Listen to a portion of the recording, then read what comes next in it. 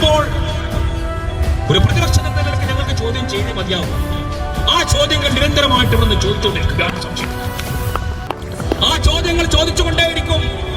ഇവിടുത്തെ ജനങ്ങൾക്ക്, ഇവിടുത്തെ ഉത്ബുദ്ധരായ ജനങ്ങൾക്ക് അവരെ ബോധവൽക്കരിച്ചുകൊണ്ട് അവരെ നൽമാർഗത്തിലേക്ക് തിരിച്ചു കൊണ്ടുവരുന്നതുവരെ മർഹൂം ഡോക്ടർ കോയ സാഹിബിന്റെ പ്രസ്ഥാനം ഇവിടെ നിലനിൽക്കുന്ന കാലത്തോളം ജനങ്ങൾക്ക് അഭിമാനമായി തലമുയർത്തി ജീവിക്കാൻ സാധിക്കുമെന്നുള്ള യാഥാർത്ഥ്യം തിരിച്ചറിയുന്നതുവരെ നിങ്ങൾക്കെതിരെ ഞങ്ങൾ പ്രതിഷേധങ്ങളും പ്രതിരോധങ്ങളും തീർക്കുക ചെയ്യും.